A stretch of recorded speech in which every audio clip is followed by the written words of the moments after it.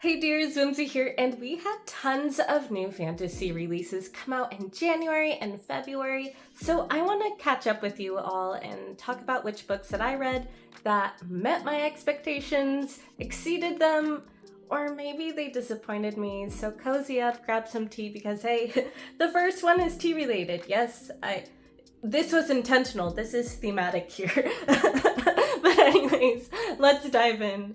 Alright, maybe you guessed it from the thumbnail or the clue I just gave, but the first book I want to talk about is A Tempest of Tea by Hafsah Faizal, and it's pitched as Peaky Blinders meet Six of Crows with vampires, and hello, that sounds amazing. And this one centers around Arthi, who runs a tea house that secretly also doubles as a blood house for vampires, and the government doesn't like this, so they want to shut her establishment down.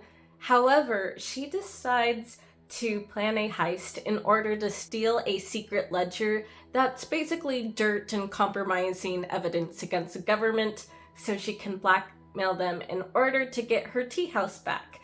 And this story reminded me of why I love fantasy heists so much. There's witty banter, charming, endearing characters to root for, ride or die crews, and found family, and I loved it so much for the characters. This wasn't a perfect 5-star book for me though. I think the largest issue I had with it was its length. And for a high fantasy with a larger cast, multiple POV, and a complex political plot going on, it really needed to be longer, because I feel like towards the last third, it is incredibly rushed. It's like plot reveal, plot twist, plot reveal, one after the next, and all these changing dynamics with the characters.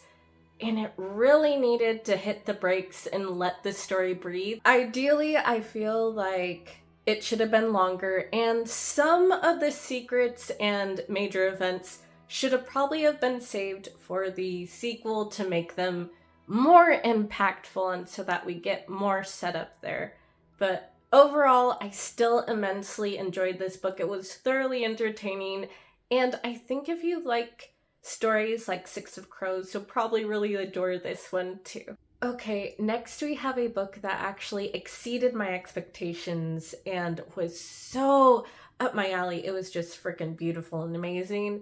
And that is The Butcher of the Forest by Premee Mohamed. And the story centers around Varys Thorn, who is one of the only people to ever enter and return from the Elmever Woods.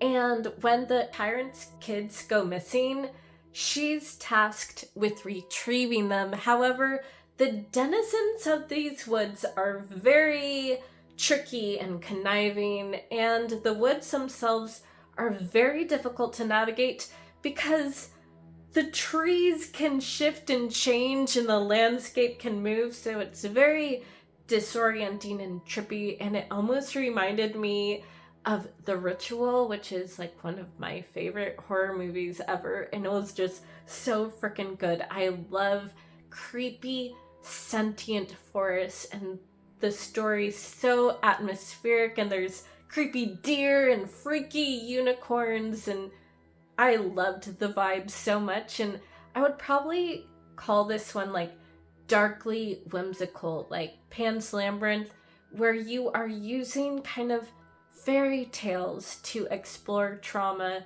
and it was just an incredible little novella, and I strongly recommend you check it out.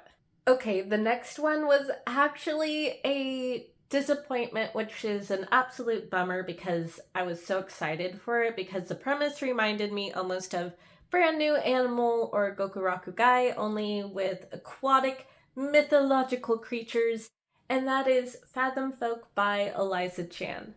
The world itself is still really fascinating. It takes place in an alternate world where there was a war between humans and Fathomfolk, which basically refers to any mythological creature that's aquatic, like kelpies, sirens, and kappas, all that good stuff.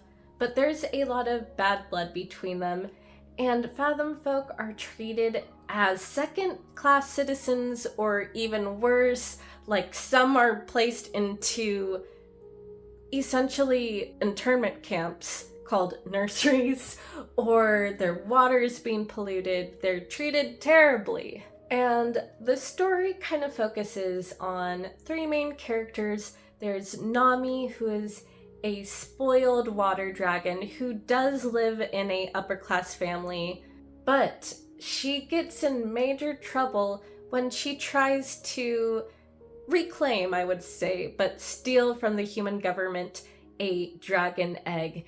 And she's exiled into this city called Tiankawi, where basically all the humans live in high-risers, literally looking down at the Fathomfolk. And then there's also a new border guard who's half human, half siren, so she feels divided loyalty. And there's also a scheming sea witch who's trying to stir up trouble and plot behind the scenes. And when one day during a festival there's a, let's just say, disturbance, the Fathomfolk are blamed. There's all this turmoil and chaos, and our characters have to try and navigate. This book does explore immigration and torn identities and magical racism, but how it handles the magical racism infuriated me, especially towards the end. It felt so cheap to me. I'm not gonna spoil it, but I feel like we're asked to sympathize with the humans without the humans putting in work, and that's what kind of ruined the book for me. There's going to be a sequel, so we'll see how the fallout is dealt with, but yeah, the ending made me so mad. Okay, the next one was also sadly a huge disappointment for me, and that is An Education in Malice by S.T. Gibson. And coming into this one, I wanted to love it so badly because I love the YouTube Carmilla series, which is also like set in a college. And if you haven't watched it yet, go watch it because I'm obsessed with it. And I also loved Gibson's other work, A Dowry of Blood, and I wanted to love this one too. But the characters and the plot itself just didn't do it for me. At a sentence technical level, Gibson is a talented writer. The writing is beautiful and poetic, and I loved that part. I was missing stakes in this story for me to become invested in it. So I wanted, like Laura, to at least have the threat of losing her scholarship, or for her to be trying to win a writing contest or something, because for like the first 40%, it's just her being catty with Carmilla and trying to vie for their writing teacher's attention.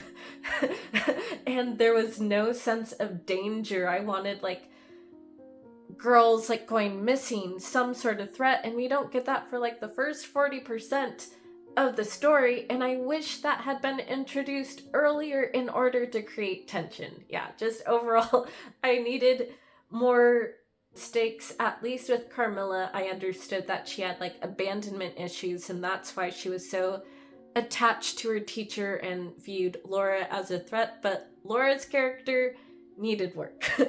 Yeah, I'm just really bummed with this one because I'm still looking for the perfect rivals to lovers dark academia romance. Like, I was also really disappointed in A Lesson in Vengeance, so I'm hoping later this year that A Dark and Drowning Tide, that'll be what I'm looking for. So fingers crossed that that one will be good. Okay, that is a wrap for the books that I've read recently, and I'm also really excited to read this month The Woods All Black by Lee Mandela, which is small town Appalachian historical horror, and I really loved Summer Suns, so I think that this one will be right up my alley. I also have definite plans to read A Botanical Daughter, which is this creepy gothic Victorian Frankensteinian story about like mad science and a creepy botanical garden, and it just sounds so up my alley, and I can't wait to share my thoughts on that one once I read it. And let me know what books you are looking forward to. And as always, thank you for watching, and I'll catch you later. See ya!